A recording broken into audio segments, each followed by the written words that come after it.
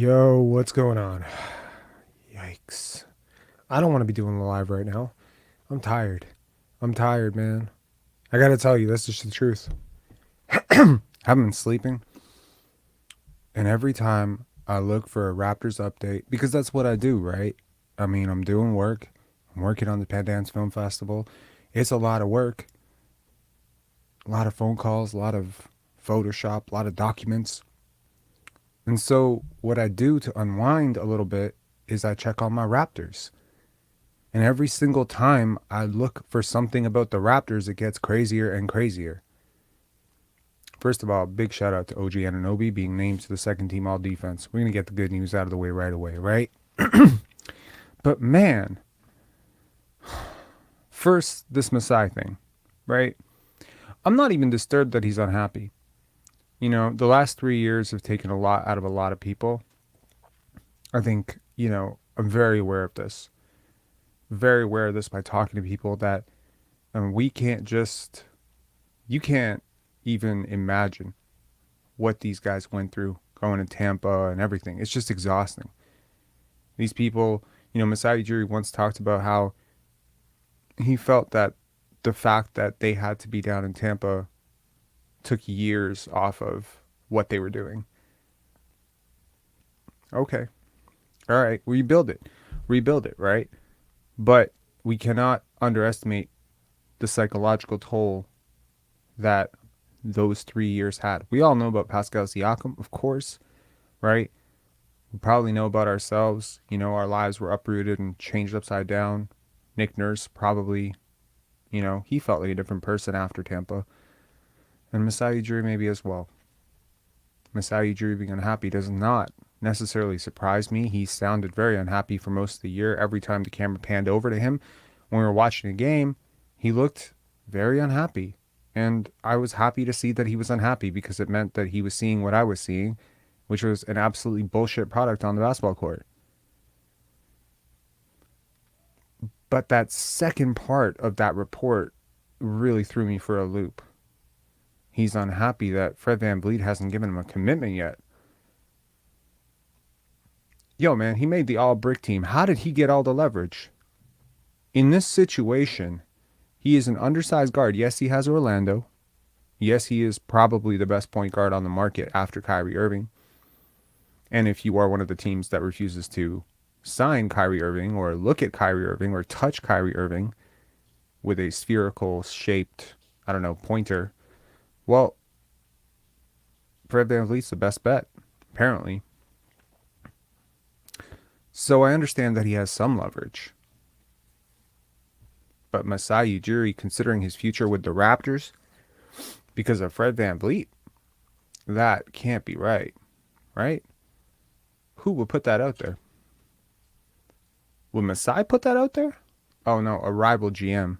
Oh, these anonymous sources. You gotta love these anonymous sources. When I started watching the Raptors 22 years ago, this was a bullshit organization. I'm just being straight up. Absolutely Bush League in so many ways. First class city, Bush League organization, Bush League ownership, Bush League management, Bush League coaching. No shade to Lenny Wilkens, Butch Carter, they were great, but just in general, this organization did not have the luster that it does post Masai Ujiri, seen a lot more like the Charlotte Bobcats of the day, the Vancouver Grizzlies, the David Kahn Minnesota Timberwolves. Have we gotten too used to being one of the most stable organizations? I gotta tell you, the last year, dating right back to last summer, reminds me so much of those early year Raptors. Rumors all the time, leaks all the time. This person's unhappy, that person's unhappy, chemistry's off, this person might want out, this person's not coming back. Yo, I haven't heard this for a long time. Yeah, losing does this, but we just finished 500. It's not like we had a 20-win season. We finished 500 in a world-class city. That should not be call for this. How do we make sense of this JJ Redick thing? First of all, pros and cons. I don't want to overreact to something, right? At first surface, obviously, his connection to Fred VanVleet and Pascal Siakam should probably make you want to barf at the idea of him as a coach. But look at the pros and cons. He's young. That may not be considered a very good thing for some people, but trust me, in the modern NBA, it's a good thing. It's more imperative than ever that players and coaches be able to connect.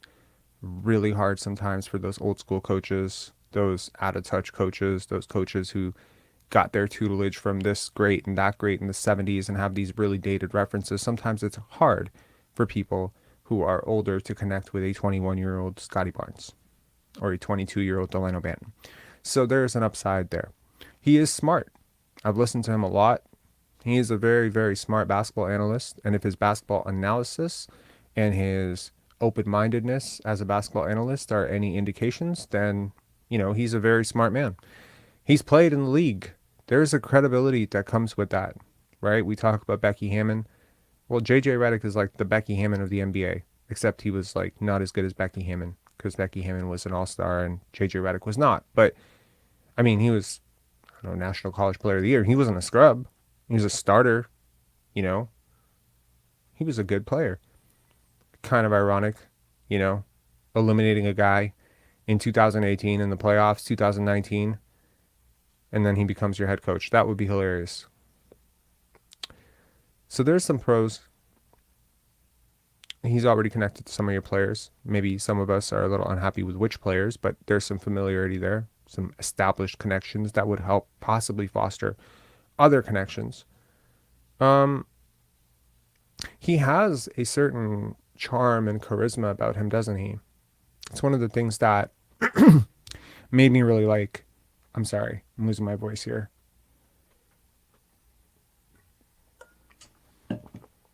It's one of the things that really made me like Jordi Fernandez, right? Like that entire idea of someone who can, or Ime Udoka. There's a charisma to it, right? There's a familiarity to it. I can talk to you on your level. I can talk your language. I'm a player. That goes a long way when it comes to connecting with guys. Now the cons. He has no head coaching experience. He has no assistant coaching experience. They often tell you if you want to get a head coaching job, become part of the media. It's a great way to always keep yourself in the news cycle. It's always a great way to keep yourself on the tip of everyone's tongue. Kenny the Jet Smith, vying for that GM job. I think Steve Kerr. For a long time he did color commentary, right? He was a general manager and then became a coach, right? Mark Jackson, Jeff Van Gundy, Stan Van Gundy. There's so many coaches who do this, right? Doc Rivers. It's another example of a guy. So JJ Redick, if this is his end goal, if this is his master plan, kudos, man. You've done a great job. Great job. Damn. This podcast is fun. But cons, no experience. Do not like his connection to Fred VanVleet, man. Every single time there's been like a PR damage control thing with Fred VanVleet, we have seen him be the catalyst for Fred VanVleet to say what he wants to say. Is Fred VanVleet using the media to gain leverage? Tell me if... Okay, chat. Let me know right here. Give me one word that comes to mind when I say heavy.com. Any words that come to mind when I say heavy.com? Just write it in the chat.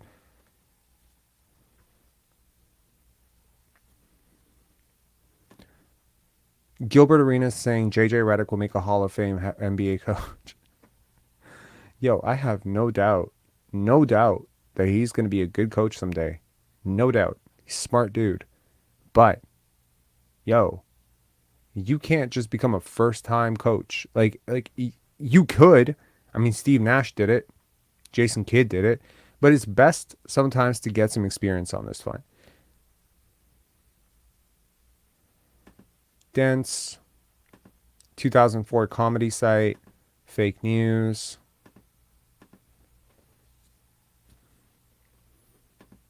Onions.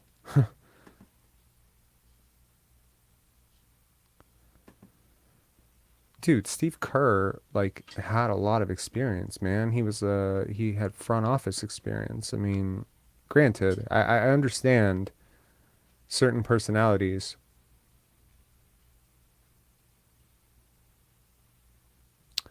Giovanni is that the guy from the Chinese basketball association? I have not been keeping up with it. Sorry. Anyway, it's not lost on me that, people use the media to leverage favors, shift narratives, change stories. Right now, Fred VanVleet, I think, came off a pretty mediocre, if not bad, season. Some would argue he finished stronger than he started. Yeah, hard to finish worse than he started. But yes, he pulled his numbers up. But his team was unsuccessful. And he should be a part of that. He was the orchestrator of this offense. It was one of the worst offenses in the NBA. I don't understand how this guy has leverage other than the fact that the media is really on his side. I mean, we got Aaron Rose saying you can't lose him for nothing. And we've had a chat, Aaron Rose and I, we've debated this back and forth quite a few times. And okay, you can't lose him for nothing. You can't lose him for nothing. Warts and all, admit this and admit that, but you can't afford to lose him for nothing, Rob. Where were we and where are we today on Fred VanVleet? How did it get this point? And don't tell me that this JJ Redick thing doesn't have something to do with Fred VanVleet. Now, do I genuinely believe that JJ Redick will be a head coach? No. No. I think someone messaged me this morning and said if he's a head coach, I'm done with this team. I don't know if I said me too, but I meant me too. I don't think so. But man, if it does, it has all the shades of Vince Carter wants Dr. J to be the general manager. That exact situation where a franchise player, who in this case is not a franchise player, but back then was a franchise player, and Vince Carter saying, I want Dr. J to get an interview for the general manager position, and they hired Rob Babcock. And of course, in hindsight, you can look at it and say, could Dr. J really have done a worse job than Rob Babcock? Probably not. So maybe Vince was right. But you know what I mean? Yeah, seriously. He is. Okay, the lines are open, guys. So if you want to call, please do. I am very sleep deprived right now. As you can probably tell, I may be rambling. I don't know if this makes sense. I don't really want to do a live, but to be honest, like, what's happening to my Raptors? Like, that was my thought. I'm like, what is going on here? And if you want to come on and talk it out, it'll probably make this conversation a lot better. So first we have James. James, what's Hey, going on, man? good. How are you? Very, very, very sleepy. Yeah, I'll keep it quick. Um, so when I first heard this JJ Redick possibly being uh NBA coach for us, I didn't buy it at first, but then I kept seeing it pop up, and yeah, I don't see it. Uh, I think it's a really bad decision if we do hire him, and Why do you think that though? Is it because of his relationship with Fred VanVleet or because of his inexperience or something else? um, well, I just I don't think he has the mind of a coach. I mean, I'm sure he's an okay guy to be around, but is he really the kind of coach that a new rebuilding Raptors team um, needs? I mean, I don't know. Well, but like very specifically, what's wrong with him is my question. Like, Oh, what do you not like about him, and who do you? Okay, like if not him, then who do you prefer? Budenholzer? Do you prefer Jordy Fernandez? Do you prefer Becky Hammond? Who do you prefer? um, Charles Lee Okay, could be and like I mean that's interesting. Why do you like him? because he he's in charge of how the offense flows through Giannis, right? He comes up with the offensive schemes. Okay. Yeah, I mean, we haven't really had a great offensive game this last season, and I don't know. It's just my opinion, and yeah, just It's interesting. Like, look, it's always difficult to evaluate how an assistant coach or a non-head coach will fare as a head coach, right? yeah, Like, you want certain qualities in a head coach. You want someone who's accountable. You want someone who's hardworking. You want someone who's detail-oriented. You want someone who has an easy or good time connecting with people. You definitely want someone who's good at managing egos and yeah, managing people. You want someone who's connected. Worth noting, and one of the things that I did not mention in the pros for JJ Redick is he's very connected to other players, which means that, at least in theory, because players do like him, that he would be almost immediately one of the most favorite coaches to play for if you yeah, were an active player. Like, a lot of players have grown up thinking of him as a really, really smart basketball analyst. yeah, That carries because, see, the average person doesn't know what Charles Lee or Jordy Fernandez think about basketball because they don't right, hear their thoughts every week on a podcast, yeah, right? You know what I think about basketball because you hear me on a daily live. So, yeah, like, you know what I mean? Like, so there's some assistant coach out there who's brilliant, but he doesn't have a platform to talk. He hasn't created a platform. And I think it's smart. Danny Green is probably going to be a head coach or an assistant coach someday because he has a platform, the green room or whatever he's doing. yeah, And that allows people to understand what you think and how you think about basketball. And I think that that's one of the advantages that he would bring right away is, if you're in a free agency negotiation and someone's like, well, would I rather play for JJ Redick, or am I going to play for, I don't know, Kenny Atkinson, yeah, right? And it's like, well, I don't know Kenny Atkinson. Never talked to Kenny Atkinson, but I know everything that JJ Redick thinks about the NBA, and I know everything he thinks about this player and that player, and I've seen him defend this guy that I really like, and I know my buddy's cool. You know what I mean? My yeah, other friend played with him. I used to play with him. You know what I mean? Like, when a guy is this fresh out of the league, like, I mean, and also because he journeyed around so much, right? He was a bit of a journeyman in a sense. Like, he played on a whole bunch of different teams. yeah, Played in Orlando. yeah. Like, he played Pelicans, Philly. He played, God Pelicans, damn it, he played for so many teams. yeah, And so because he's played for so many teams, he's also played with so many players. And I mean, because he's played with so many players, he would have that familiarity with those players and those instant connections. It is invaluable, of course, yeah. super invaluable. The other thing is we need somebody who will be able to discipline the players when something goes wrong or a player goes to the wrong position or just when the offense loses communication. Like, So, but again, like, you're saying we need someone to do this, but you're not telling me why you think JJ Redick wouldn't be the person to do that. well, Worth considering. yeah, Like I think it's good to stay open-minded. I also think it's good to be pretty firm, but I think yeah, it's good to be like, so I like to exercise this thought process of, let me hold it for a second. Let me okay, hold it for a second. yeah, So when I get outraged and angry about JJ Redick potentially being interviewed, I try to force myself to hold it for a second. I try to imagine him being a head coach, and I try to imagine the pros and cons, because that's just the rational way to do it. If not, then I'm just going to be like, I hate this guy, I like this guy. It's the same thing with bringing Fred VanVleet back, bringing Pascal back, trading Pascal. I'm open. I'm open to a lot of different avenues. I'm open yeah, to pretty much everything except for trading Scotty. Like, it's just yeah, pretty yeah, much it. So, I mean, I think he's pretty tough. I think yeah, he's really tough, actually. I think he tells it like it is. I think players would respect that. I think look, one day, I think he's going to be a really good coach. I really yeah, do. I don't think that day is today. That's yeah, just my opinion. But if it is today, the only thing that bothers me about this is his pre-existing relationship with Fred VanVleet yeah. and Pascal Siakam. So if he can be professional about that and they know that, then, I'll give it a shot. But I'm not like, he wouldn't be on my top 5 list at all right now. Okay, Yeah. Yeah. All right, man. Thanks a lot for calling in, James. Appreciate it. yeah, See ya. I don't know. I think that's just generally good philosophy in life, right?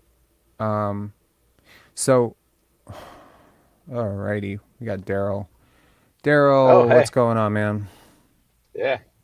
Can you hear me all right? I can hear you fine, man. All right, then I am going to actually go and a rookie mistake. I got the YouTube still on there somehow. Oh no. You It should was a know better rookie by mistake. now. I should. How is this gonna? I was about I'm to on my send you phone a I too. was about to I'm on my send you a phone. I was about to send you a Pendance invite and tell you, "Hey You know what man, I got to you do? I'm gonna have to actually hang up and I'm gonna call back. This is Okay, ridiculous. call I back. apologize. I No really do. worries." Damn, amateur. No, I'm just kidding. I'm kidding. Um yeah, I was gonna send Daryl an invite because there's so many regulars coming to Penance. I'm excited because I've never met some of you guys in person, and I get to meet Coach Mo. Well, I've met Vince once. I get to meet Larry Kane for the first time. He's got a pass. I get to meet Chris, who often calls in here. That's super cool. Man, Daryl, if I were on your side of the pond, I would so be into it, you know? yeah, it's really your vibe. Um, Yeah, yeah, it's so funny though. Like, I mean, so much support. Oh, and Leanne. I get to meet Leanne, like one of the most generous awesome. and most Yeah, awesome supporters of this channel.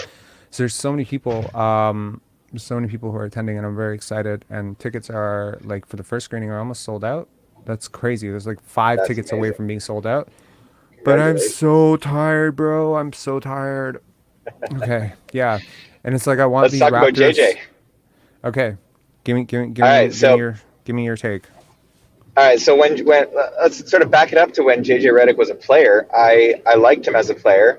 I remember his interviews always sort of made me think, huh, oh yeah, that's kind of insightful. I always thought he had some insight. I thought he had some sort of creative ideas, interesting thinking, and the way he expressed himself was very, very clear. He's a good communicator. So Mm-hmm. I remember just backing up from years ago. I remember thinking like, oh, you know, this guy's very intelligent. I kind of like this guy. And then when he became an analyst, you know, he's very, very well spoken. He's very, very smart. He's into analytics.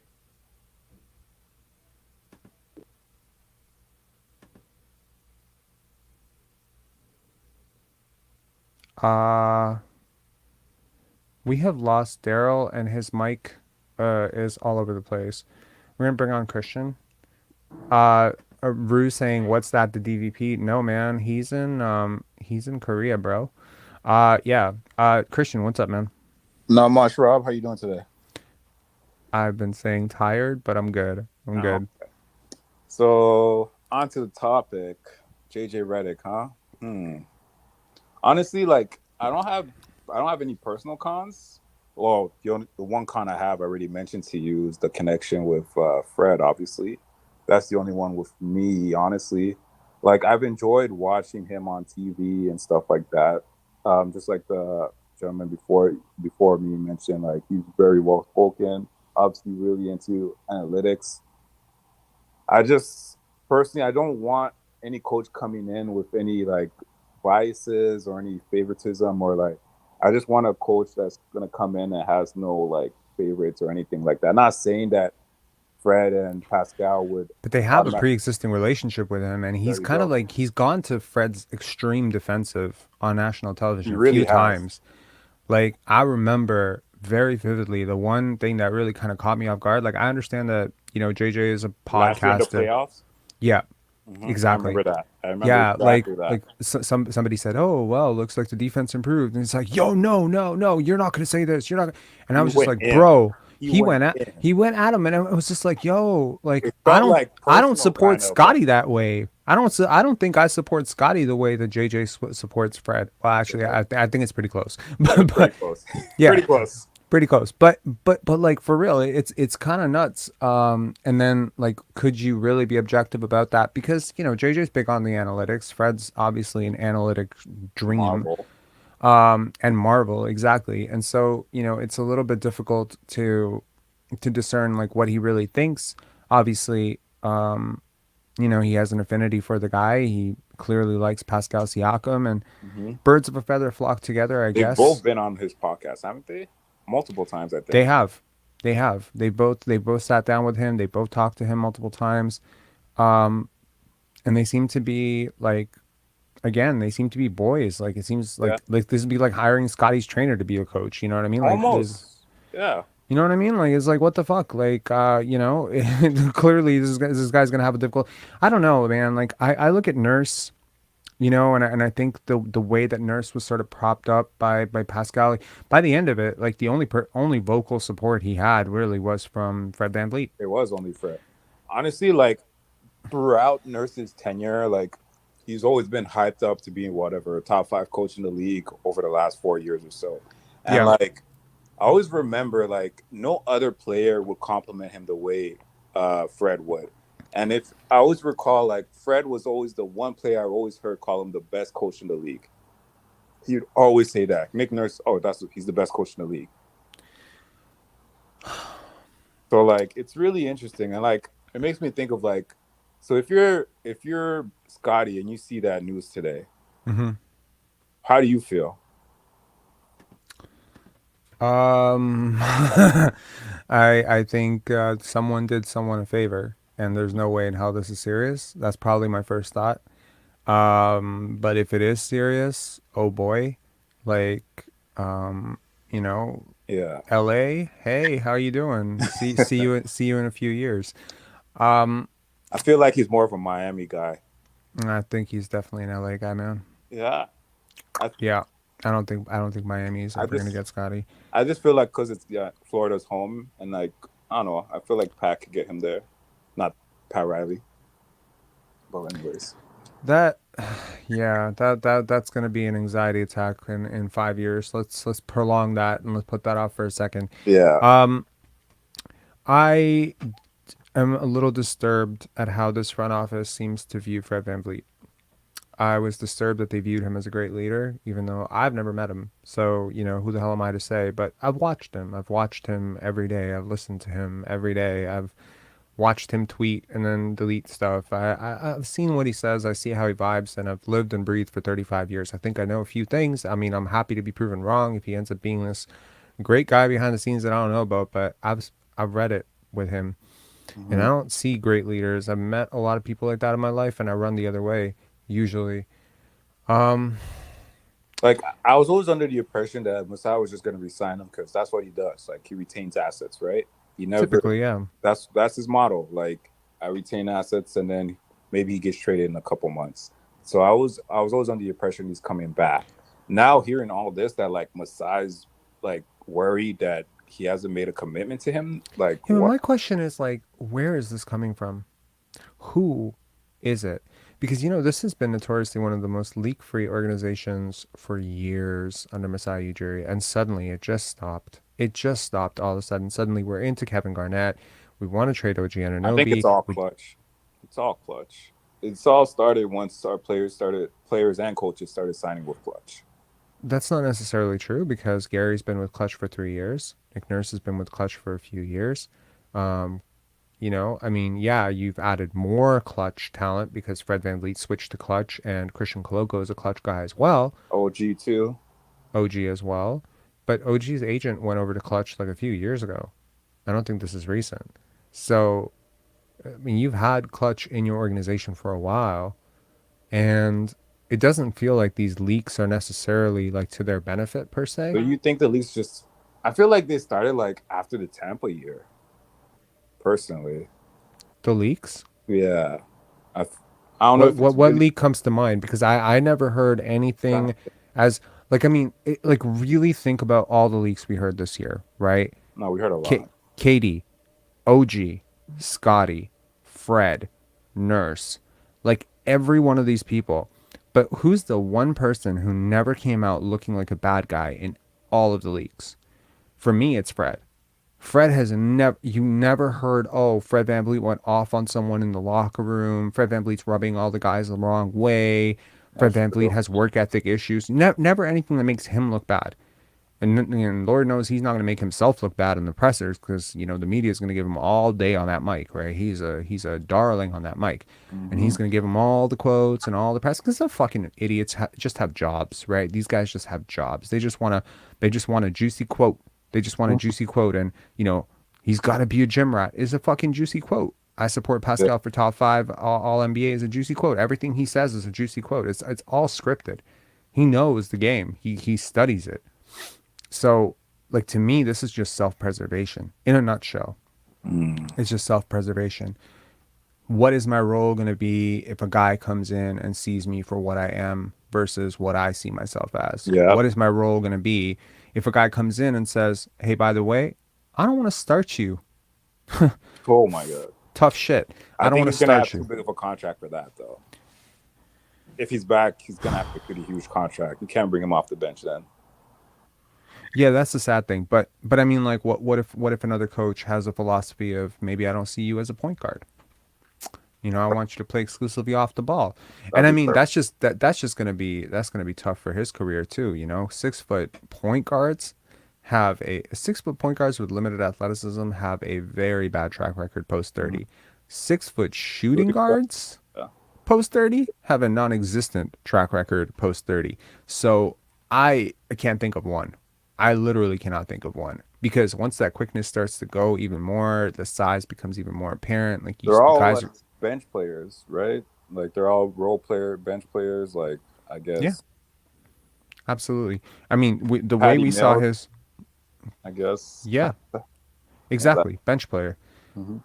So I don't see how, like, and I mean, he's not going to get another contract after this, right? This is the last big bag. There's no chance in hell Oh, for this sure. is going to be like a 25, 26 million, and then the next deal is going to be more, or this is going to be 30, and then the next deal is going to be anything close to 30. No, this is the last big payday. This is what it's all been for, right? That's And why he's been he's acted the underpaid. way he has. Like I always feel like Fred's a smart guy. I would like to think Fred's a smart guy. He is a smart guy. He's a I very smart guy. and like I think he has fairly good basketball IQ as well too. So like I know playing this way, he couldn't have been like, yeah, this is definitely the way to play to win. I Yeah, don't. I agree with that. He obviously knows better, but he's always had questionable shot selection, though, regardless of his, like sometimes it's possible to be really smart, right? Mhm. But the one variable that you always miscalculate is constant. It's you, Yeah. right? Like, I, okay, so, not to pat myself on the back, I think I'm pretty smart. Mhm. My aptitude tests would tell me I'm very smart. But without self-awareness, that intelligence goes nowhere, right? I could think I'm very smart, which means I can run a Fortune 500 company. But if I lack the self-awareness to understand what my strengths and weaknesses are, or I overestimate myself at every step, I might end up, putting my foot in my mouth, right? I mean, it's hard to say that someone is failing when in fact they're one of the top 50 to 60, 70, whatever players in the NBA, and they're a multimillionaire and they're taking care of their family forever. It's hard to call that a failure. He's obviously a big success. Mhm. But in terms of basketball, like, I think that he's always overestimated his talent. I think he's always shot 10% above what his role should be. Like, gunner off the bench should not have been his role when he was the gunner off the bench. Starting point guard all star probably shouldn't have been. He's always aiming one step above where he actually is Yeah. all the time. And his role has always been that. And there's always been someone there to enable it. Nurse has always been there to enable it, and now Nurse Mhm. is gone. And it's like, will another person do for him what Nurse did for him? I don't think so. And so now it's the goal really at this point for him probably is just to find somebody else who's going to allow him to do that. Yeah. And it doesn't surprise me that if he and Scotty had any sort of beef this season, it wouldn't surprise me one bit because I don't think Scotty's going to let him do that. I don't think Scotty's going to let him parade around and think he's, leader of the world. I think Scotty's like one of the players on this team who actually just will push back. And I think he hates it. And he's called him his toughest project. He's called him, he's called him out and said that he needs to be in the gym and whatever. And it's not wrong. Like what he's saying isn't wrong, but it's just like the way that he's saying it suggests to me that their communication isn't super smooth. Yeah, I agree with that. Yeah. So like obviously you're not a fan of JJ becoming the coach. So who's your favorite right now from the people that have been mentioned? I guess Becky Hammond or Jordy Jordy. Fernandez, Becky Hammond, um, God damn it. There is one more name. There is one more name. And it's not Jama. It is. Shit. We just talked about him. Sorry, my brain is so fried from all the Penance prep. Like, I All mean, right. we literally just did a live about it. Um, Not Darko. Somebody in the chat help me. Like who are the candidates? Is the name is slipping off my tongue, but I think I remember that live. he's an assistant. He is an assistant coach, and no, not Stackhouse. The Oh, is coach it from Denver. Yes, David Alderman? Is that his name? yes, David Adelman. I don't know much about him. He's interesting. No, it wasn't David Adelman. Sorry, it was. Oh, God damn it. He played for Denver though. Coach. He's assistant coach on Denver. I like that idea of kind of because of the whole, when Scotty mentioned, "Oh, you can play me like Jokic," except at the power forward position. That's very interesting to me. Like I've always thought of Scotty of just being a full time point guard, but like if we use them in a Jokic type way, that's interesting. I don't think I don't think point guards, shooting guards, small forwards. Like I don't mean to like wax poetic about positions, but I think these need to be adjusted at some point. I'm watching the game. These positions don't exist anymore. They Like don't. I remember, back in the day, would watch kind of like a lumbering center go down. I would go watch the power forward pop up around the free throw line. The small forward is usually parked around the corner, and now everyone's everywhere. You know what I Exactly. You mean? have I'm to be watching able to like do everything. Jokic and Joel Embiid initiate from the top of the key. Initiate at the 3 point line versus inverted pick and rolls, and I see Harden posting up. Like it's like is Harden the center and Because Joel Embiid's the point guard here? before positions have particular roles tied into them, right? Like if you're a center, you're usually the defensive anchor or you're setting screens. If you're the point guard, you're leading the team, you're running the offense. If you're the shooting Right, guard, you're shooting. You're in charge, you're finishing plays majority of the time. right. But now like I feel like with the game being so positionless, like you need to be able to do everything at every position basically now. Actually, I love this. I love this suggestion so much, Morris. Yo, Hire I AI agree. coach. By the way, I freaking agree. I can't believe I'm saying this, and I'm gonna get clowned forever on Reddit for saying this. But do you know how far AI is coming? Like every day? Oh, it's scary. It's insane to It's me. scary. It is absolutely insane. There's no way an AI, if the AI can pass the bar. I'm sorry, Nick Nurse can't pass the bar right now. So I'm gonna go with the AI. I'll go with the AI. The AI has no biases. The AI will. Oh my God, the AI is gonna run the entire offense around Fred VanVleet too, because the AI is gonna Yeah, be on analytics. Fuck, analytics. it's gonna happen too. Um, Someone saying AI Drake is greater than Drake. They just created a second Earth. What do you mean? Um, Like virtually?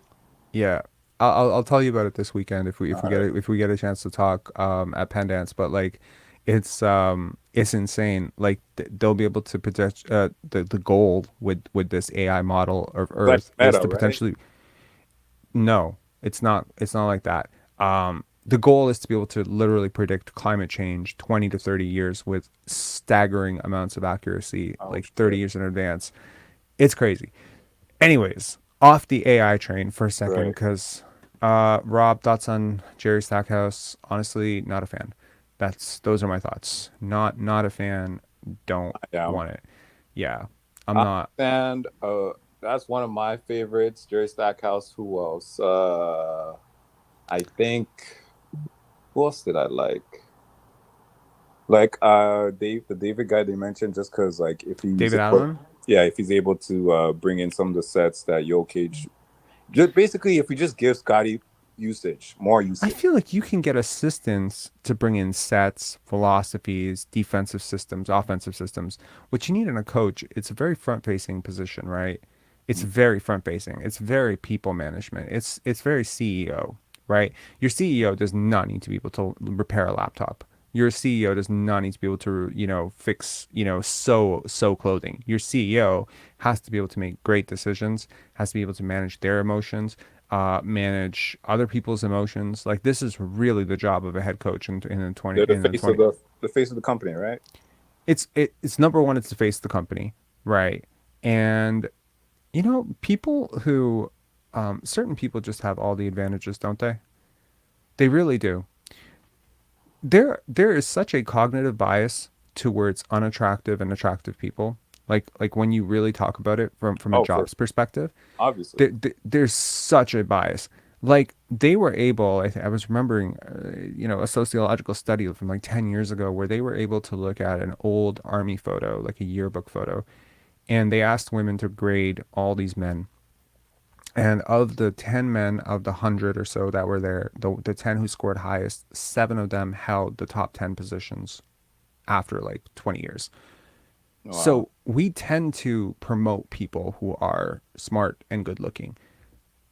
It kind of makes sense, doesn't it? So, like, I mean, if you have symmetrical face, you seem more trustworthy. You have kind of crooked face with like balding hair, you may be a little less trustworthy. It's kind of weird. So it's very interesting that there is that sort of cognitive bias there. If I showed a picture of JJ Redick to my girlfriend and I said, "Do you think he'd be a good head coach?" Yeah. She'd probably be like, "Yeah, he'd be a great head coach."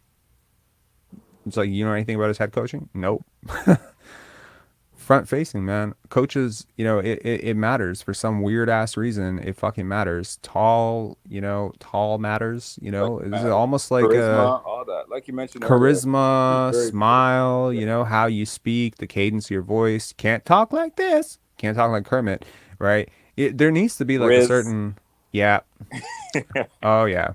Yeah, you need Riz. You need So Riz.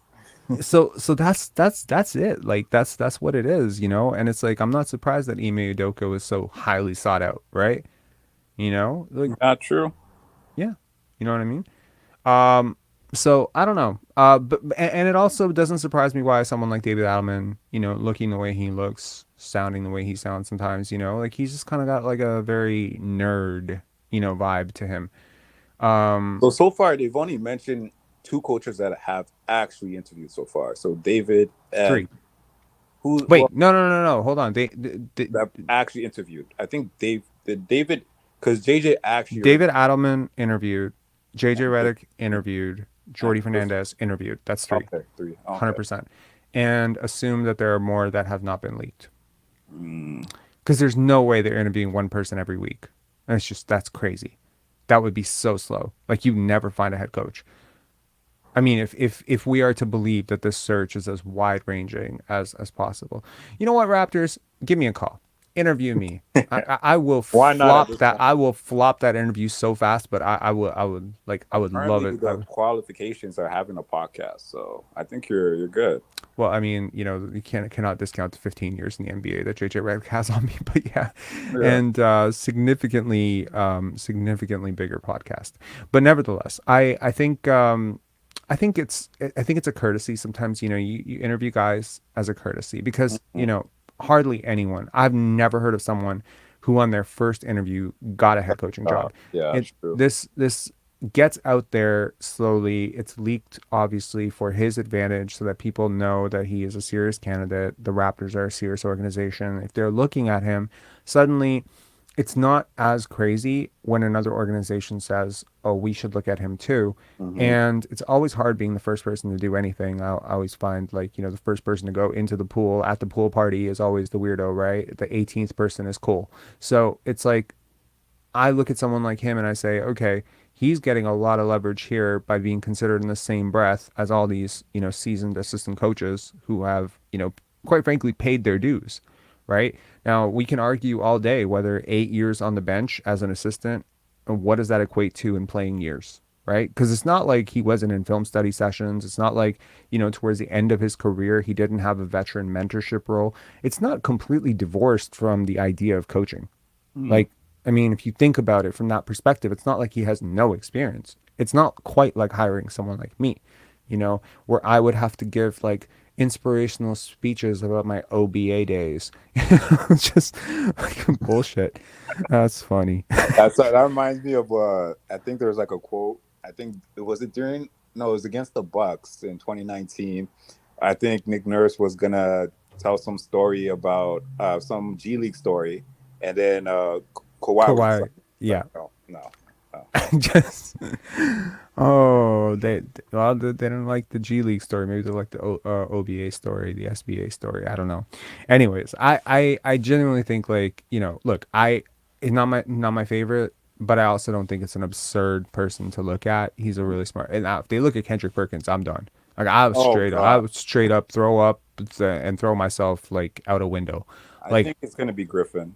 It seems like it. I feel like all these leaks that are coming out is just to show that we interviewed Becky, we interviewed JJ, when it's just gonna be it's gonna be Griffin if there was anyone on this staff from last year that I was like, I'd be okay with them taking over, or Watson. honest, probably Watson. Although I wouldn't have been thrilled about it. I think he has he's smart. Like he's really smart dude. I've listened to him a lot, and he holds guys accountable, and he really seems to understand players. He's a very players first head coach. Well, he's the only one that went against Nick Nurse, so I you already don't. know I things would don't be a think. little I bit don't think he's the only one who went against Nick Nurse, but he is the only one who got sent home different. for it. But Yeah. yeah, I mean, look, it'll be interesting. I just think what has happened to my Raptors seems to be the theme of this, and what really I'm looking at here is we've gotten used to things. Mhm. We've gotten used to a state of normalcy and function on this team as a fan base. I mean, even when things were not going well, right? Like even when we were getting swept by LeBronto, swept by the Wizards, swept by LeBron again. Holy shit. Did Dwayne Casey get swept 3 fucking series? Oh my God. And he still kept his job. That's dysfunctional. But never heard anything about, Masai quietly disappointed with Dwayne Casey, will ponder his future next week. Like you never felt that. Like you almost wanted it to happen. You like, why isn't he on the hot seat? But you just never heard about it. Mhm. Every year Woj not knowing our draft picks, just leaks are so, it doesn't If come out. Woj knows our draft pick this year, yeah, it's a wrap. Yeah. Imagine it might actually happen this year with all the leaks that have been coming out. It might, but it's like, every time there's a leak, always, always, always, I always ask myself, who does it benefit? Who does it hurt? Who does it benefit? Who does it hurt? Not one leak that's come out this year has benefited Scotty Barnes. So I doubt he's, leaking his own work ethic issues to the media, right? It hasn't really benefited Nick Nurse either. But I mean, some of them did. It's kind of coming from like one faction, one camp, like some people have said it was Thad, he's too cozy, he's this, he's that. Fred VanVleet, and I'm not trying to evoke some sort of like let's start a witch hunt, but I'm just saying this is not normal. This is not normal for the Raptors under Masai Ujiri. He's been very, very actually adamant about this, that they want to keep the outside noise out. They want to keep the information in. It builds trust and organization, within the organization, right? But I'm like, yo, Masai, I think you got a Judas. Yeah. Something interesting I thought about in regards to Nick Nurse. Did you realize how like no players like came out and said like thank you Nick for what you did to us, what you did to us over the last 5 Yo, years? that was a Freudian slip. That was a Freudian slip. Thank you, Nick, for what you did to us. Own it. Jeez. For the last 5 years, because I was paying. Because what did I notice? I think Giannis came out with a big post about thanking Bud Bud. for the last Even though he threw him under the bus. exactly over the last 4 years or whatever. And then I was thinking, I'm like, wow, nobody on the Raptors did that for Nurse, and even Nurse. Not even Pascal. Not even Fred. I haven't seen anything. Have you? The only No. thing I saw is like at the end of year presser with Fred, he said like, "Oh, just saying, of course I'd want him back and stuff like that." But after he got fired, I haven't seen like any players like not even like post on their story on IG, "Thank you, Nurse." There's a sort of open suspicion that he wasn't really fired, that he kind of quit, Interesting. that, he just wanted out and he ruffled some feathers and, said some things and got himself fired. Obviously, I don't know if, like, if he quits, do they still have to pay him? I think they probably wouldn't, right? That would be hard to keep collecting your 8 million. Look, man, these guys are so well paid. Yeah, I remember the Raptors paying their head coaches. I mean, just to put this into perspective, Masai Ujiri is unhappy. Washington eyeing him again. Put this whole report into context. When Masai Ujiri came here, he made $15 million for his first 5 years. He now makes over $15 million a year. Mhm. Like, how many of you guys bumped your salary up by 500% in the last, 5 years? That's How many? How many? like how many, right? Like you probably started like, Walmart, and then, became a Amazon, I don't know, delivery driver. Maybe I don't know how much Amazon delivery drivers make. I'm trying to make I guess I'm saying it's absurd to get that type of pay raise. And also, I think that it's worth noting that Nurse was paid extremely well too, Mm-hmm. relative to his pedigree. I mean, he wasn't the highest paid coach. That's Greg Popovich, and probably for good reason, although maybe not. But he was relatively close, you know, and I think his next contract was probably going to be even higher, and he was going to ask for more or ask for the same, and maybe they weren't willing to negotiate on that, and he's not willing to play out the year. And once he got wind of they're not going to extend my contract, he was just like, okay, let me take the 1 year and get fired Yeah. instead.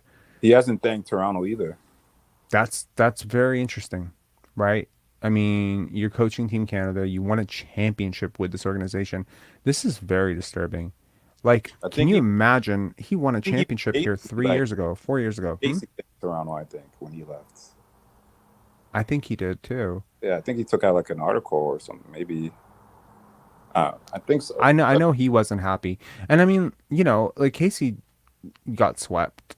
Casey did not throw his team under the bus. Casey did not, butcher a season. I mean, he did what he could do, and he had his strengths and weaknesses as a coach, and his weaknesses remained his weaknesses throughout his entire tenure, and Mm-hmm. his strengths remained his strengths. But he didn't do anything underhanded to you.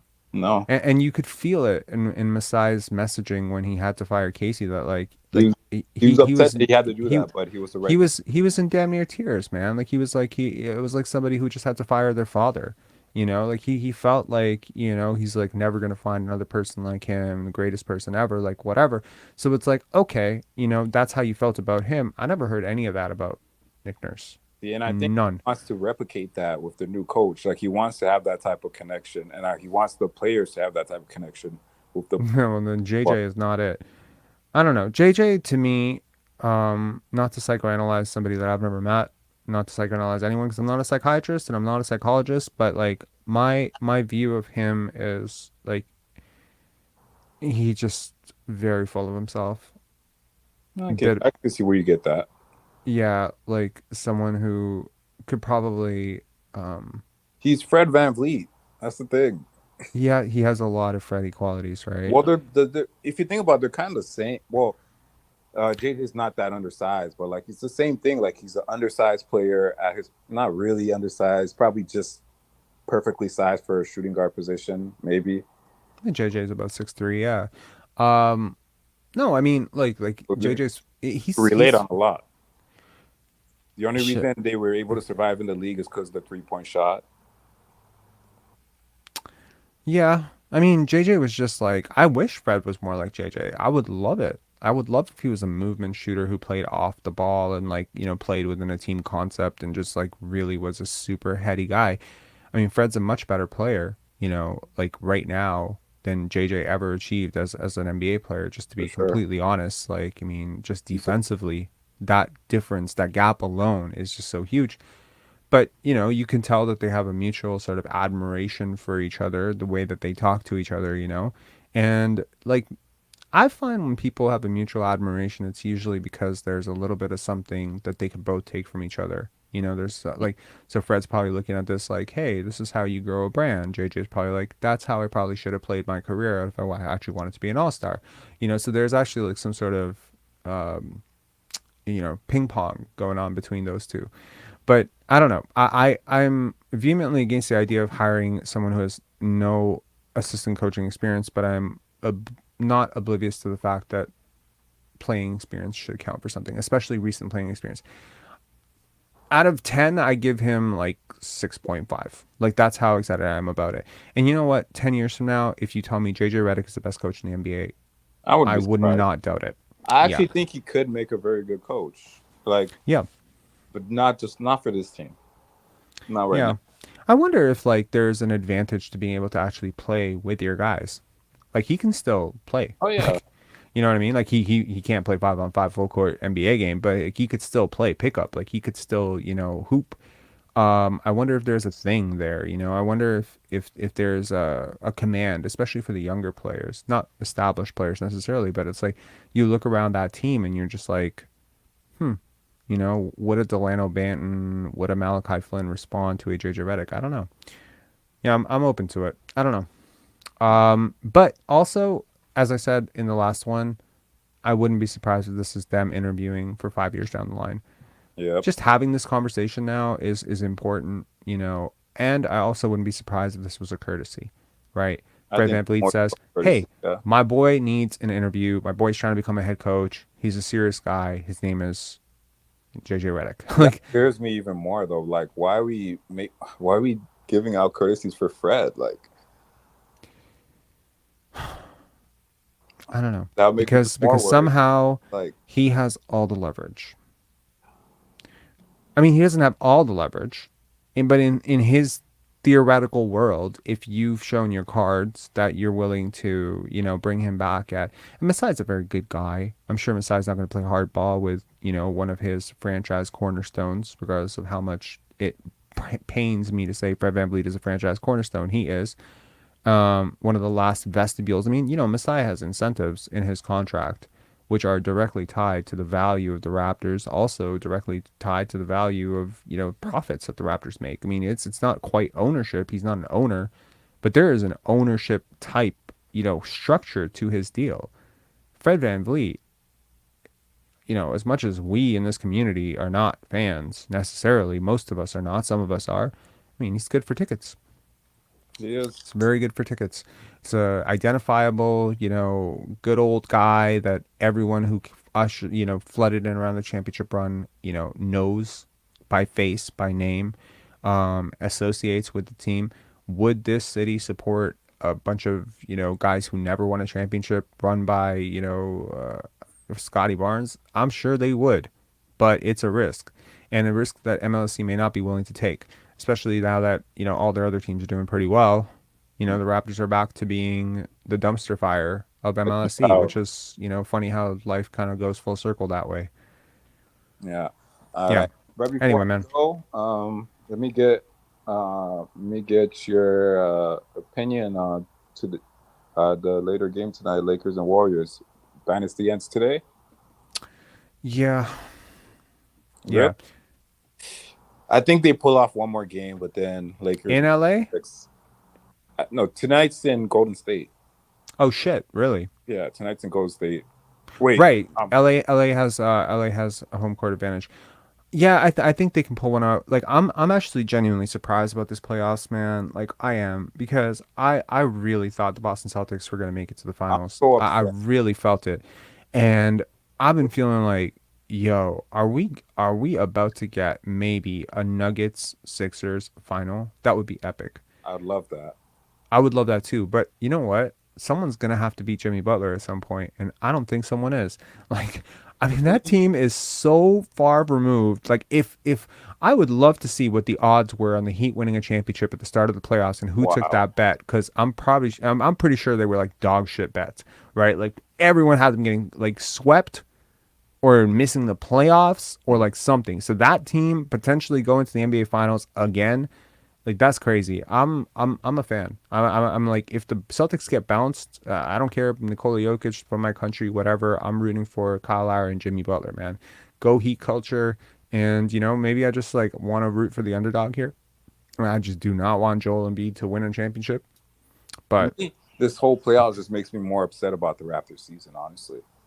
Wait a second. Golden State has home court, bro. No, they don't. Do they? Hang on. Yeah, Golden State, because Lakers were in the play-in. Wasn't okay. Hang on. Didn't the Lakers win game 1 though? That's why. So it's in Chase Center. It is in Golden State. Yeah. Or in San Francisco, to be exact. San Francisco, yeah.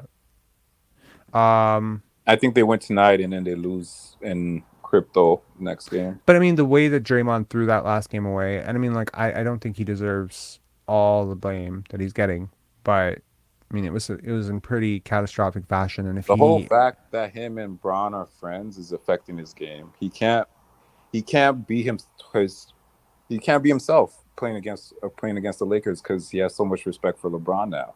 Like watching him throughout this series compared to Sacramento, it's like watching two different people.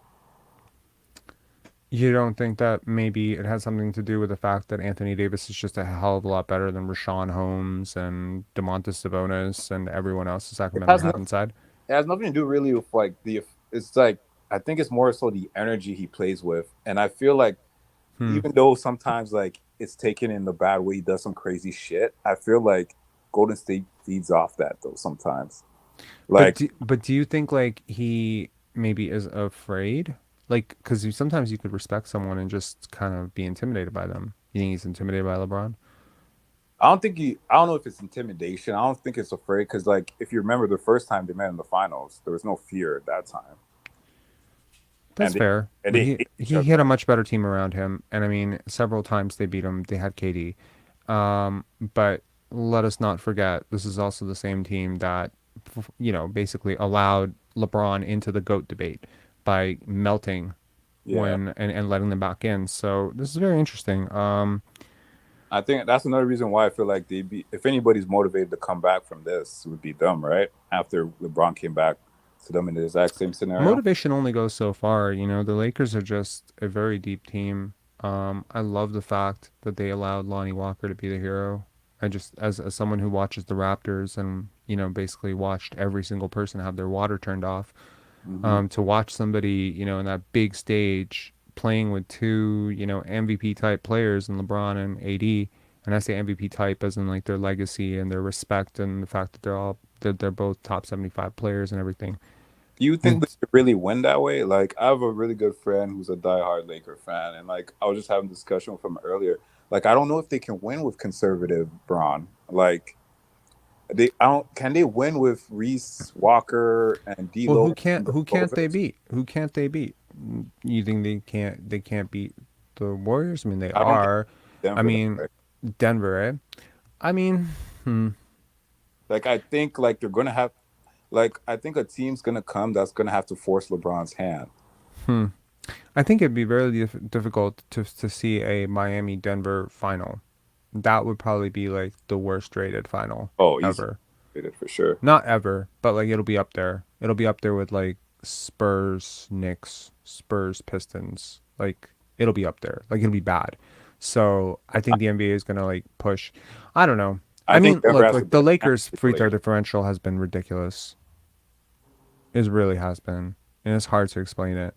There's also like an MVP, like a newly minted MVP on the other side. So whatever storyline that they get, whether they get Embiid versus Jokic, everyone's going to tune in for that. If they get Harden versus LeBron, I mean, that's not nearly as exciting, but at least Yeah, LeBron being back in the finals, everyone's going to tune in for that. Celtics Lakers finals. Everybody's that's what they really want. That's what the NBA Yeah. Lakers Celtics. Yeah, that would be crazy. And I mean, for the first time in so many years, that can actually happen because the Lakers have been so god awful for the last 10 years.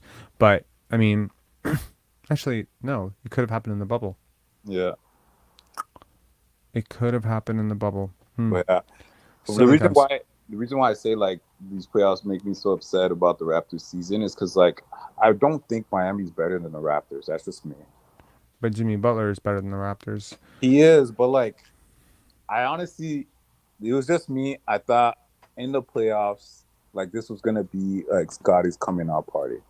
I felt that way too. And I mean, like, honestly, like, I've thought about it a lot. And I'm like, did Miami, like, throw the first game because it felt so uncharacteristic. Jimmy was missing layups, and Right. then the next game he goes off, like, and then the next series he goes off. He's putting together one of the all time scoring playoffs. And I mean, for him to just start out so bad, it was really strange to watch.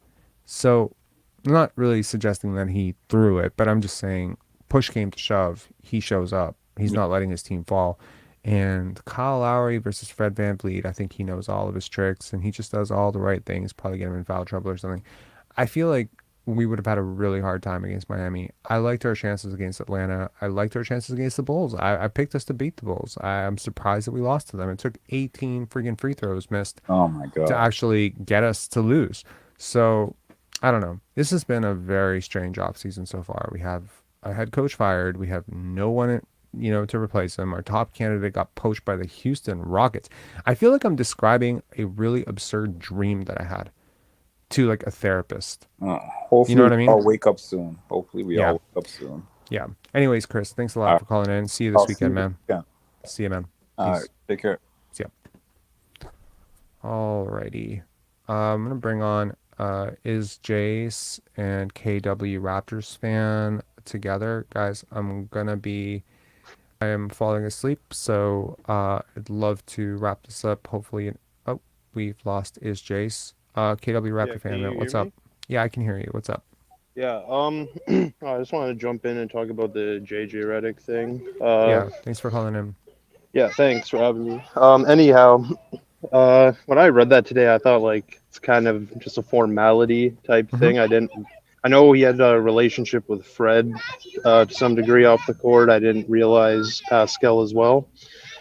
That actually immediately takes him out of contention for a coaching job in You have my a eyes. lot of background noise, dude. Are you outside somewhere? Like I hear kids yelling in the background. Oh yeah. Do Yeah. you just want me to jump off then, or? Yeah, I would love to give you a chance to talk, but like I think it's almost enough. Okay, so now they've stopped talking. Can you go somewhere more quiet? Uh, Not really. Like the people. And we've lost Oh, KW Raptor fan. Okay, he's back on.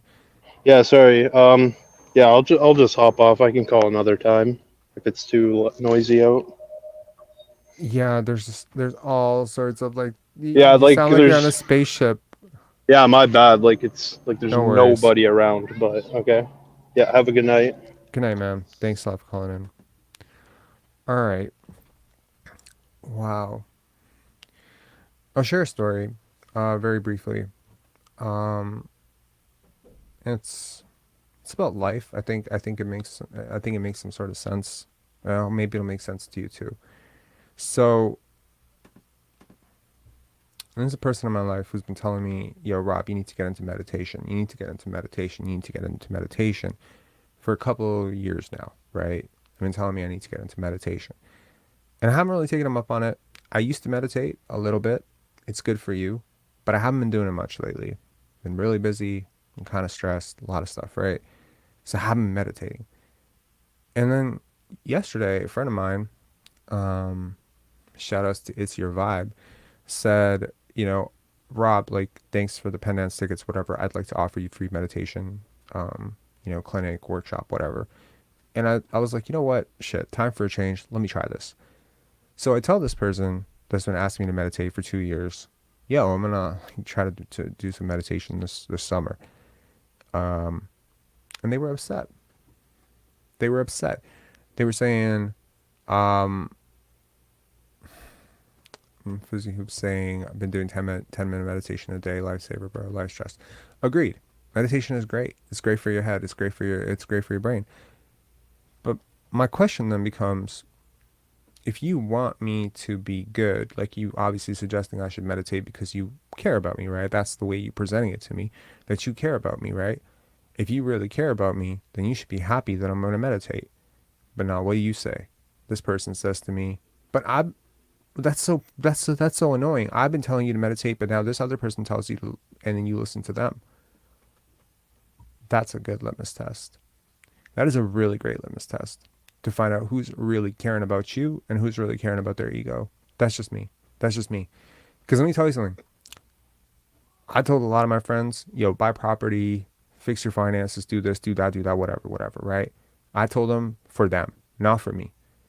If I found out later on that they met someone that they trusted more than me, that told them the exact same thing, and they took that advice, I'm never going to be like, oh, well, why didn't you listen to me? I'm just happy you did it. If I'm telling you to eat clean and you eat like shit for our entire friendship and we stop being friends and you meet some girl or you meet some new friend who's like, yo, eat clean and you eat clean, I'm not going to take that as an ego. I just care about you. I want you to do well, so now you do well. This makes me think of Fred VanVleet a lot. There's so many, elements of what do you really care about, right? Do you care about you or do you care about we? You care about the team, you care about yourself. I don't like players who put themselves above the team. I don't like players, like I understand everyone's going to put themselves really high up in their priorities, right? You're not asking people to like come off the bench when they're clearly starters and then expect that they're not going to be upset about it, of course. But to consistently put the team below your self-interest, this to me is incompatible with functional locker rooms and healthy culture. If you're trying to build a healthy culture, you cannot have leaders who are selfish. I believe you need to have leaders who care about other people, genuinely care about other people, not care about them insofar as it's good for my money, it's good for my brand, it's good for my, no, actually care. You actually have to care. There's no shortcut around it. There's no shortcut around it. People will sniff it out. No, you actually have to care. Which means that if you have a younger teammate who's struggling, you need to care. You need to care that your younger teammate is struggling. It is your job. I'm sorry. Pascal Siakam says, I'm not a therapist. Fred VanVleet says, no babies allowed. Okay, fine. That's how you guys lead. But that's not how good leaders lead. Because they don't have the knowledge you have. You can't expect them to be you. They didn't get the veteran leadership because you had great veterans, and they have shit veterans because their veterans are you. They didn't have a Kyle Lowry. They didn't have a Serge Ibaka. They didn't have a Marc Gasol. I have listened to Pascal Siakam and Fred VanVleet talk about their supposed leadership role within this organization for a long time. And I have listened to Gary Trent Sr., his father, talk about what a good leader should do versus not do. And it's very clear to me, in my opinion, again, clear to me, in my opinion, what is happening with this team. It is the lack of leadership, which I've been harping about all year. And it is a selfish attitude which means that there's a person out there who cares that you listen to them more than they care that you listen at all. They want you to develop their way. They don't want you to develop. No, they want to feel like God. They want to control you. Narcissists and manipulators do this all the time. They all do it. They all do it. Try to make you second guess your reality, and then they try to control your outcomes. And it's very destabilizing. And it can be very frustrating. And you might even find yourself losing your mind listening to these people. Because on the one hand, they're telling you that they care about you every single day. They're like, yo, I'm telling you this for your own good. I'm telling you this for your own good. And they hammer it into your fucking head all day. It's like, I'm telling you this for your own good, bro. I'm telling you, you got to do this for your own good. But then you start to step back, be like, bro, you do everything for your good. It's very easy to get confused because most people don't think this way. So when we encounter people who do think this way, it can be very disorienting because we don't identify. We don't see it. I hope this made sense. I am pretty tired. I've said it like 10 times. It's probably not the right thing to say on a live. I am very tired. But it's been worth it, man. Penance Film Festival prep has gone smoothly. Tickets are flying off the hizzle. Thank you so much to this community, man. I'm so excited to meet some of you guys this Friday, Saturday, Sunday. It's going to be awesome. Films are great. Party's going to be cool. There's going to be a party on Saturday night. I hope y'all can come out. Some people can come out. It's really cool, man. I mean, I had no idea what would happen when I first started talking about this. Independent film, art house film, basketball channel. Shit. It's going to be a tough. It's going to be tough. But I've always felt like this community was much more than just basketball. It's always been about more than basketball. It's been about life, truth, meaning, so many things. That's what Penance is about. So I'm really happy that people who connected to one brand are connecting to another. I'm very happy about that. Oh man, thank you so much. That's awesome. Yeah, we sold out our Friday screening. I'm gonna check my phone. Passes have been just like every hour. I'm seeing 6, 7, 6, 7, 6, 7. So I'm just waiting for that first screening to sell out. There's like 5 tickets left, so that's gonna sell out. That's exciting, man. That's really exciting. Actually, I'll share something with you guys. It's a really funny story. It's not really funny. It's kind of sad, but it's also funny. Okay, I'll share it with you in 5 minutes or less. All right.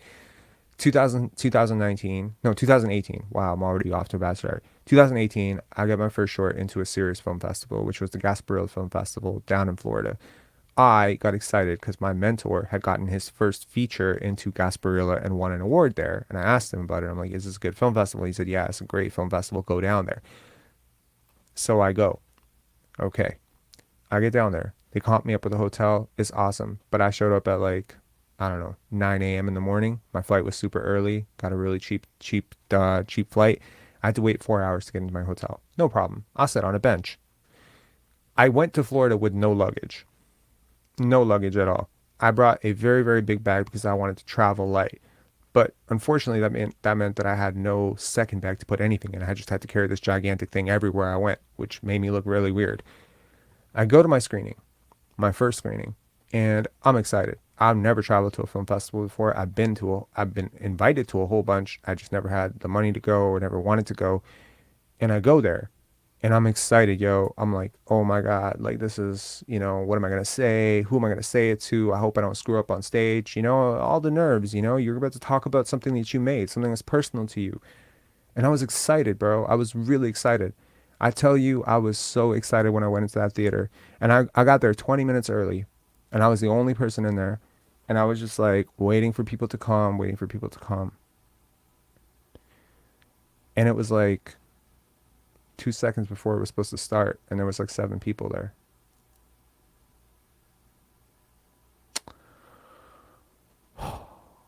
You ever want to feel so insignificant? There was a really big film, a big feature film that was playing, and my 6-minute film did not warrant, people checking it out. And it kind of broke my heart, to be honest, to go from Toronto to Florida to see your 6-minute film, which only plays once at the festival, and to see it with 8 people. It shattered me, yo. It probably shouldn't. There's a lot of people there who were like, that's great, 8 people, happy it wasn't 3 people, but I was expecting something and I didn't get it. Maybe that's a good thing to not expect things, but it really bothered me that happened. Later that day, the festival had comped me for one night hotel, but thankfully they comped me for a second night as well because I had not realized the fine print that said one night only. But the problem was that for 5 hours I wouldn't have a hotel room because I had to check in from one room and go to the other room. So in the meanwhile, I thought, let me go check out this film that I've been meaning to check out. And it was the Partner Film Festival, the Tampa Jewish Film Festival. Great film. It's called The Cake Maker. Incredible film. So I go to watch this film, and it's just a whole bunch of like old Jewish people. And I am disheveled, and I look terrible. And I have a toque on in Florida because I don't know why I had a toque on in Florida. I was going through some stuff. I look weird. And then on top of that, I have this gigantic thing that I'm lugging around. Bro, they stopped the screening to check my suitcase to say I wasn't going to blow up the theater. And you talk about like, have you endured any racism in your life, Rob? I mean, that felt pretty close. I feel like I got profiled there.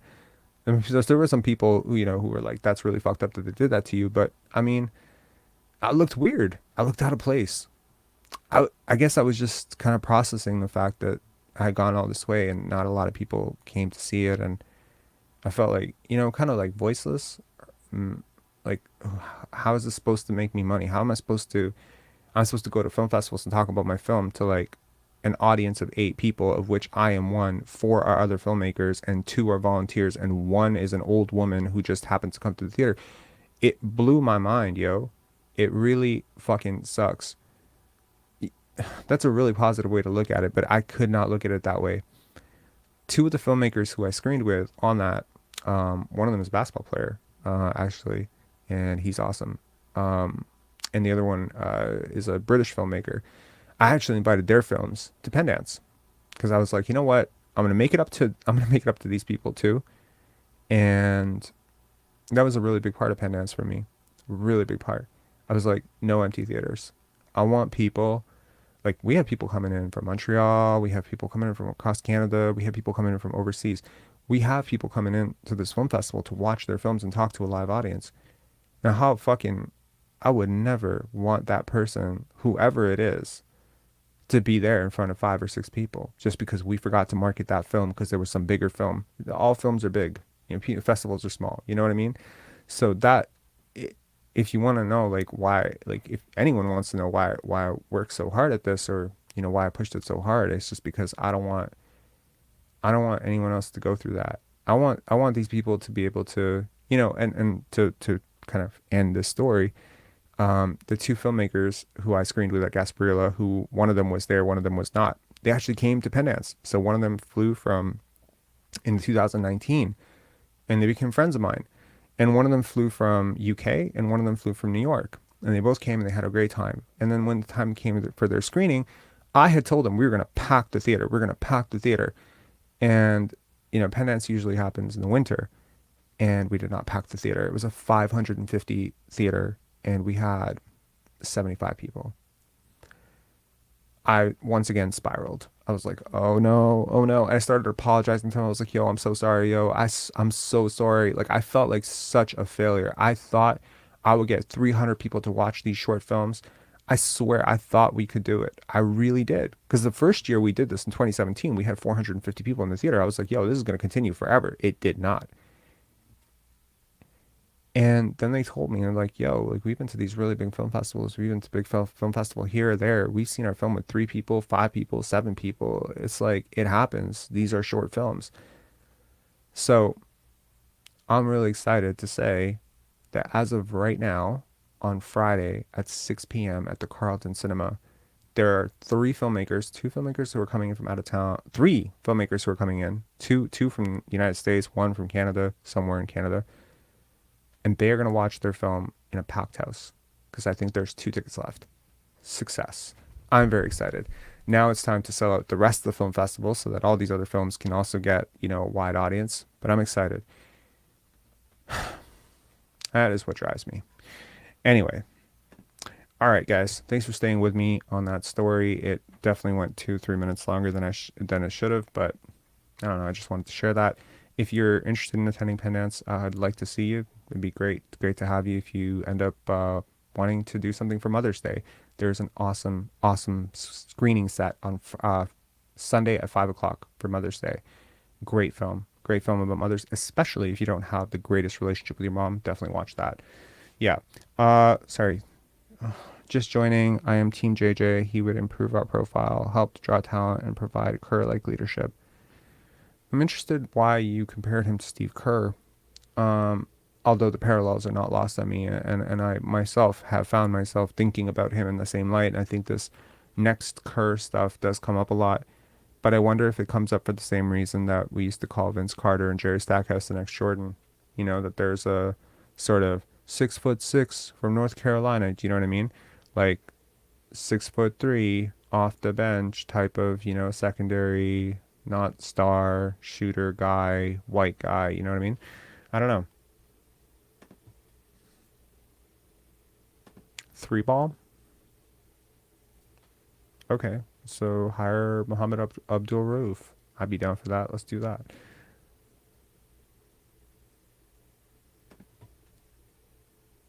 Oh, that's so cool. That's so nice of you, man. I mean, there's gonna be so many people there. Jonathan's gonna be there. Vince is gonna be there. Mo's gonna be there. Vince, like, shit, like so many. I mean, I'm excited. I'm genuinely excited. Like, it's just like, as I said, it's like merging of 2 worlds. Um, no coaching experience, but everyone says he would be an incredible coach, same as Carr. Well, everyone also said Steve Nash would be an incredible coach, and he was not. And for the first stint, I don't think Jason Kidd was that good either. And I think both those guys know a lot more about basketball than JJ Redick. But I could be wrong. Look, I'm not denying that he's going to be a good coach someday. I would like to see him, pay his way through, but I understand why he probably won't. And if he does become an assistant, I assure you, within 2 years, he'll get a head coaching job. Like, I know how this league works. I know how owners think. To some extent, I don't know all the owners or whatever, but I have heard enough of them speak that JJ Redick is the type of person that a lot of people would want to hire for a coach. I know that. Oh man, thank you so much.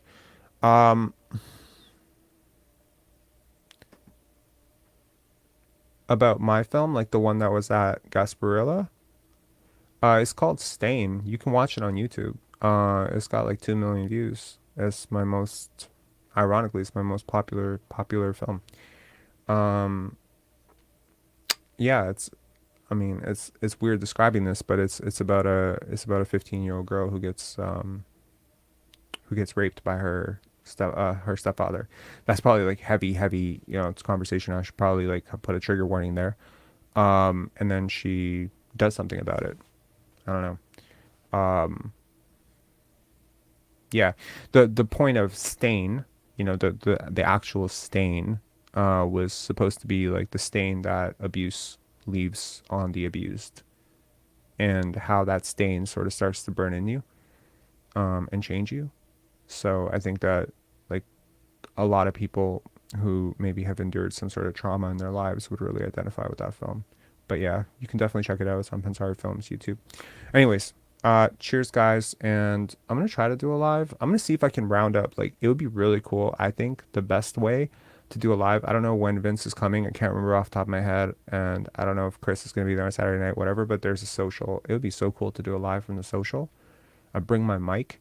They'll probably let me do it too. That would be cool. That'd be really dope. I think it would be cool, like a round table type of thing.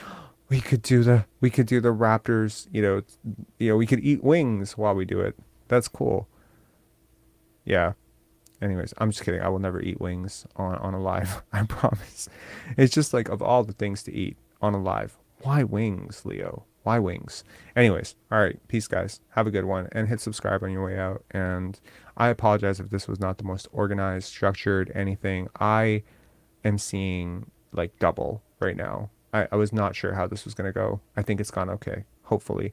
And to Daryl, who got disconnected, and to KW Raptor fan, who could not come on because, well, could come on, but had a lot of noise around. I'm sorry, and I hope that we get to speak to you guys next time. Um, Leo Routens? No. Leo Bias? Leo, the other Leo lives in Sacramento. Yeah. No worries, man. So you cut out, and then basically your audio was horrible. Go back and listen to it. Like it was just booming loud, and I was trying to like edit it, like so that it didn't sound as distracting as it was. But yeah, maybe driving and calling is not the best idea. But definitely being in the parked car has been very good for your acoustic audio. Yeah. Go hit the pillow. Dude, I can't. I have like 10, I have so many invites to send, and yeah, we have a really small team this year. Penance is usually 9 people, 9, 10, 11 people. But because of the pandemic and because of all the structural damage of, financial hit that it's taken, we're a very small team this year. We're just 4 people, sometimes 3 people. So it's a really huge thing to undertake for like a very small team. Luckily, we have a lot of volunteers who are coming in on Friday, Saturday, Sunday, photographers and stuff too. So there's gonna be like a bigger looking team. But yeah, the core team has basically been like 4 people all year. So that's really crazy. Yeah. So it requires, people to wear multiple hats.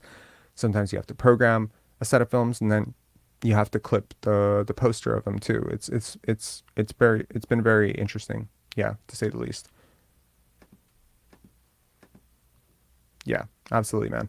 All right. Cheers, guys. Have a good one. Peace.